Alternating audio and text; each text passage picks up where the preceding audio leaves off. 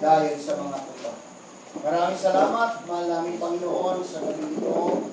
Your words about praise of God. Thank you so much, O Lord. Hallelujah. At sa huling bahagi, Panginoon, ang aming mga pag-aaral. At nawa sa mga susunod nawa ay bigyan mo kami, Panginoon, ng mga matutunan pa namin, Panginoon, upang magamit namin sa aming buhay bilang mga lingkod mo, Panginoon. Salamat po, Diyos. Hallelujah. Ang magnanakaw ay naparito upang puksain kami, Panginoon, upang sirain, upang gawan ng mga masamang bagay, Panginoon. Subalit ikay naparito upang magbigay ng buhay at buhay na masaya, Panginoon. Hallelujah. At ikaw ang dakilang pastor namin, Panginoong Jesus. Kaya alam mo, Panginoon, kung ang buhay mo, inialay mo, hallelujah, masigit, Panginoon, inialay mo, Panginoon, Lord, ang mga biyaya sa aming mga buhay sa pang-araw-araw. Maraming salamat at samahan mo kami, Panginoon, sa pag-aaral na ito. Sa huling bahagi, Panginoon, O God, hallelujah, ng aming mga pinag-aaralan, Panginoon. Maraming salamat, nagilain ka at sabay ka, Panginoon. In the name of Jesus Christ. Amen. Amen. Amen. Palakpakan natin ang Panginoon.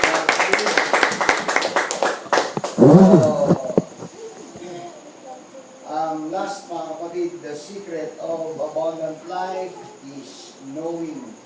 Pagkaalam, pagkatuto, mga kapatid. Kaya nga sabi ng Panginoon, you shall know the truth, and the truth will set you free. Para pagka nalaman daw natin ang katotohanan, tayo po lahat ay lumaya. Pagka ikaw ay lumaya, naroon yung isang maayos at magandang ugnayan sa Panginoon at isang masaganang buhay, mga kapatid. Hallelujah.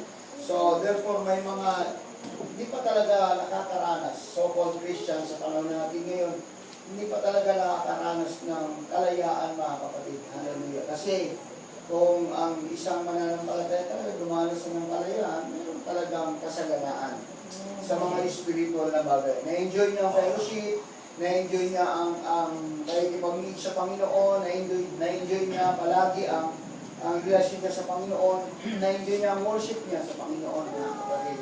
Hallelujah. Yun yung sekreto ng isang masagana. So, ulitin ko ulit bilang make-up sa ating pinag-aralan, ang pagiging isang masagana, mga kapatid ko, hindi po roon tumutukoy sa mga material na bagay.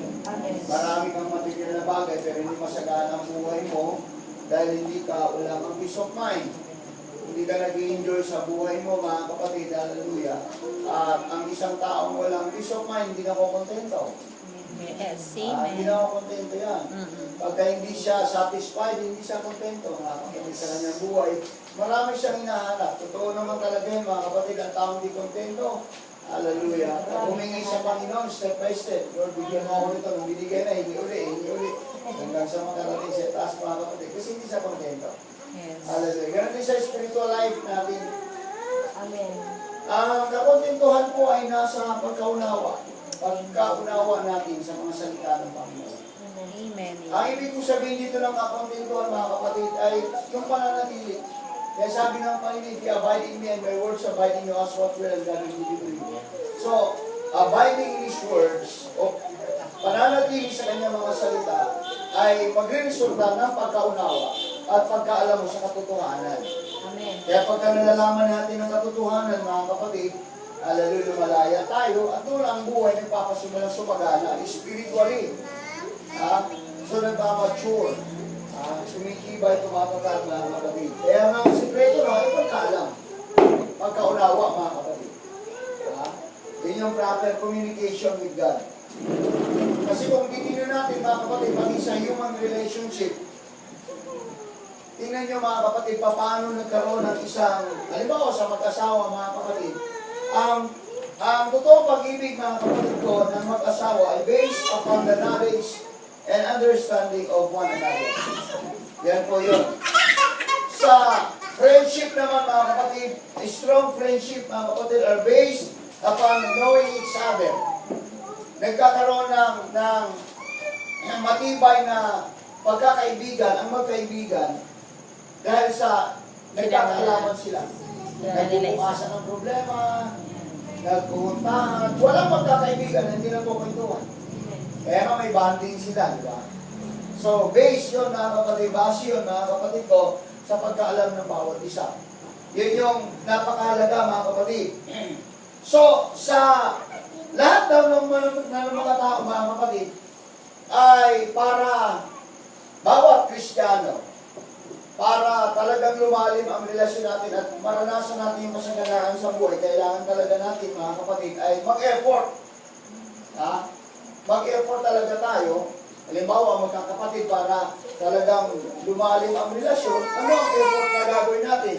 Eh, kailangan tayo mag-effort ang bawat isa para magiging magkaibigan. Ha? May samahan mga kapatid. Magkakilala lahat. Ha? Magkakilala lahat. Yun yung ginagawa nating effort mga kapatid. Kaya kung walang effort para magkaalaman sa isa't isa, hindi tayo makakabuo ng isang maayos na relasyon. Amen? Diba? Ganon din mga kapatid sa ating pong relasyon sa Diyos. Ganon din sa ating relasyon sa Diyos.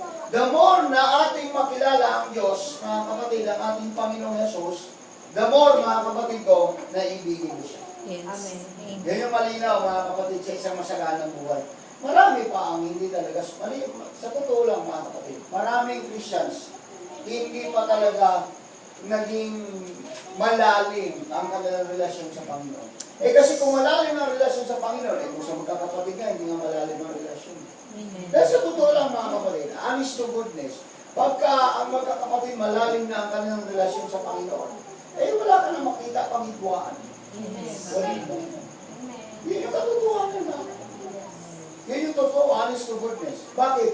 Eh malalim na pagkakilala mo sa Diyos eh. Yes. Oh, God is love. Ang Diyos ay pag-ibig. So, paano natin malamang inibig natin? Hindi nga natin nakikita eh. So, doon daw sa ating kapwa. Everybody say amen? So, malinaw yun mga kapatid. Kasi kung titignan natin mga kapatid, kung ginagawa ng Diyos mga kapatid sa tao, na ipinapakita niya yung kanyang lalim na pagmamahal sa mga tao, grabe. Tanungin natin ng Diyos kung anong pagmamahal niya. Anong sabi niya? For God so loved the world. Hindi lang basta for God so loved the world. He gave His Son. His only Son. Oh, ibinigay niya ang kanyang anak.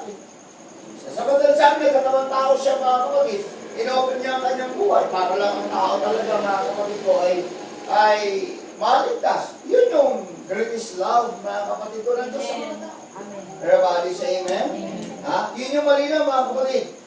Yung John 3:16 na yan, napakalalim niya eh. Kaya pagka naunawa ng mga tao yan, yun yung ang condition na ang kapatid ko ng kanyang mananampalataya ay mayroong malalim na relasyon sa Diyos dahil una nga umibig ang Diyos. Kaya nga, sabi ko nga, pagka ang churches mga kapatid, hindi talaga nagmamature, hindi natututo mga kapatid, hindi nakakaranas ng kasaganaan sa kanilang buhay. Spiritually, hindi ko pinapakialaman yung material na bagay. Bakit?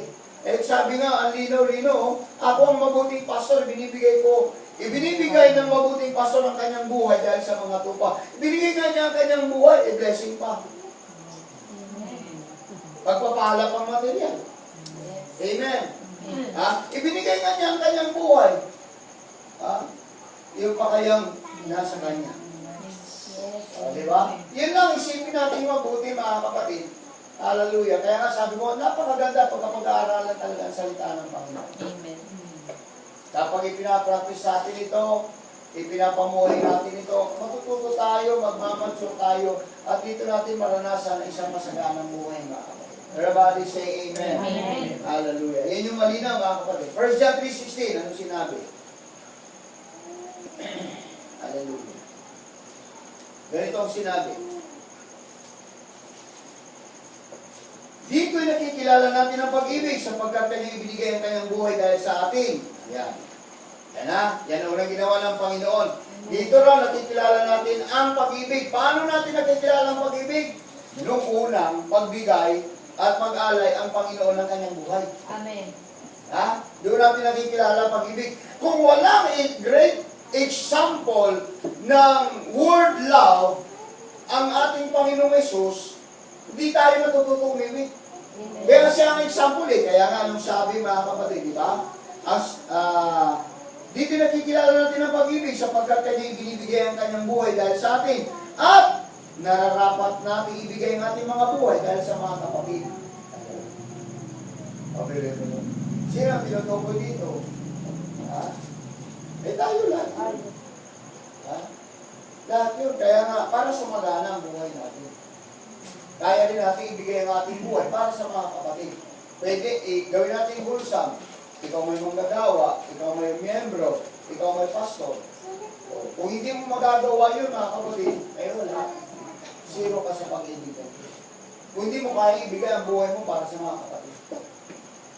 Everybody say amen. Yun yung importante, mga kapatid, ng isang relasyon.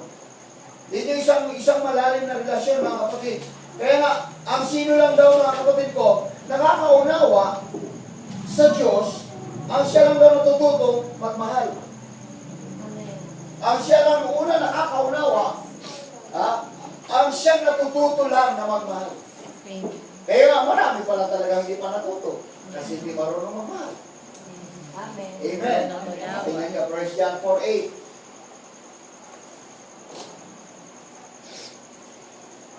Ang hindi umiibig ay hindi nakakakilala sa Diyos. Ang hindi umiibig ay hindi nakakilala sa Diyos sapagkat ang Diyos ay pag-ibig. Amen. Sino daw yung hindi nakakilala sa Hindi Diyos? umiibig. Yung hindi umiibig. Bakit daw siya hindi umiibig? Ayan. Ang sino mang napupuot sa kanyang kapatid ay mamamatay tao. Talalaman yung sino mang mamamatay tao, hindi pinalalahan ng buhay na walang hanggan. Doon tayo, bumalik tayo sa 1 John 3:15. Oh. So napakalinaw ang mensahe ng Panginoon pag pinag-usapan yung sikreto ng isang masagana. Kaya nga sikreto eh. Saan ipinapahayag yung sikreto? Ipinapahayag yun sa mga nakakaunawa. Kaya nga mga kapatid, the secret of abundant life is by knowing the words of God. Amen. Marami mga kapatid ko ang nakakaalam ng salita ng Diyos pero hindi po napapahayagan at hindi nakakaunawa. Amen. Kasi mayroong qualification. Yun nga yun mga kapatid, love. Pag-ibig. Ang pag-ibig ba mga kapatid ko, ano lang, kaya nga, ang first letter or letter ng love is ganyan, letter L. Para sa Diyos, para sa kapwa. Diba? Amen. Amen.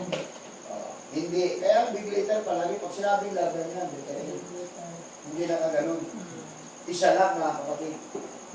Okay, maliit. Small letter ang ginagamit mo dahil maliit ang pag-ibig mo sa Diyos. Kaya sa Diyos ka lang umibig, hindi ka umibig sa kapwa mo.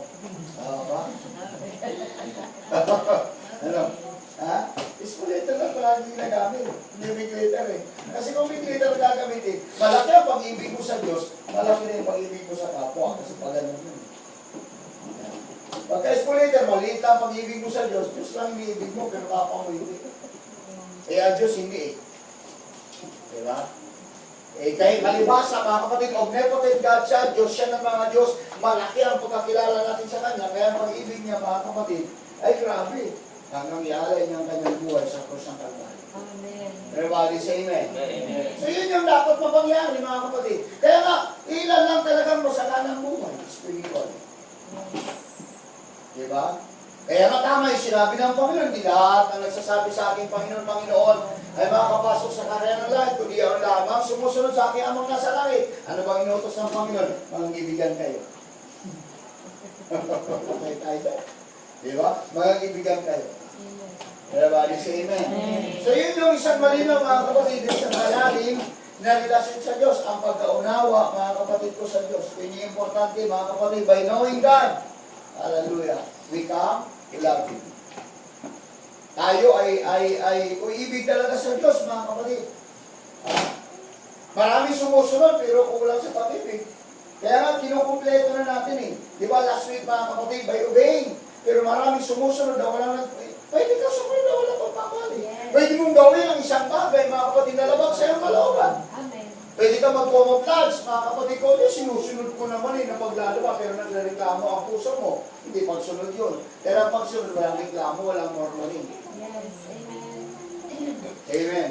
So malinaw yun mga kapatid, hindi lang basta sumunod, kundi kailang maunawaan pa natin. Ye shall know the truth, and the truth will set you free. Saan tayo palalayain sa lahat ng bagay na pwede maghihadlang mga kapatid ko sa atin ng pamumuhay natin sa Panginoon. Hallelujah. Kaya maganda talaga mga kapatid.